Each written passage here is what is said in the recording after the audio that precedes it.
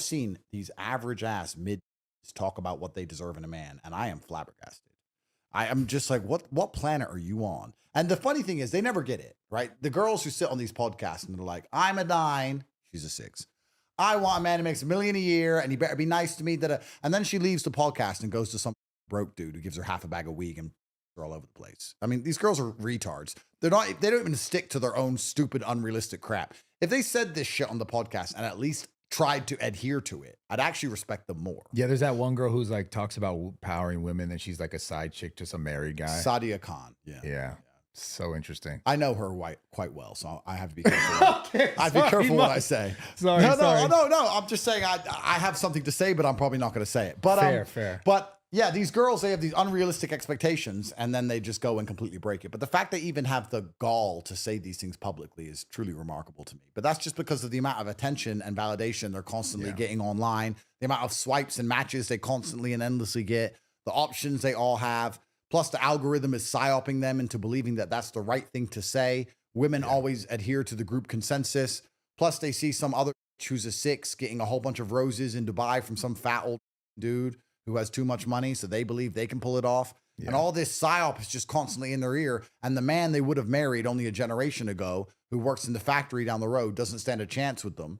Yeah. Or the man who's her own age, who she went to school with, who she would have had sex with a generation ago, or perhaps married as a high school sweetheart, he stands no chance. Instead, she's sitting there trying to get a billionaire, and if she can't get a billionaire to be excited, then she goes, well, I can't find a man with money to excite me. The next exciting thing is danger. Let me just go over to Compton and bend over for Tyrone and get pounded by him. At least this is exciting, because that guy down the road in the factory ain't exciting. I need dopamine. I'm addicted to TikTok. I don't want to have it. It's a mess, bro.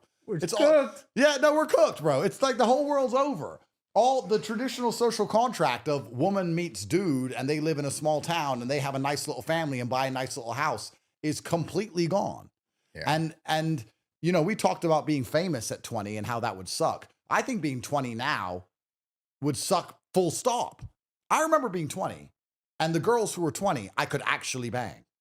Like now, how the f are you going to do that? Because the 20 and 21-year-olds are in Dubai on boats. And so I don't, they're in my penthouse, bro. I'm like, how old are you? 22. I'm like, you're 22. Where are you from? Lithuania. I'm like, your parents, when did you fly to Dubai? You're from Lithuania. You're 22. Yeah. When did your parents let you go? I'm 22. What do you mean parents? I'm like, parents. What do you mean? What do I mean? You're a kid. What the f you doing here? Like, it's crazy. Like, and they're just, I'm like, the 22-year-old Lithuanian making $200 a month. What hope does he have? Like, it's over. It's so cooked.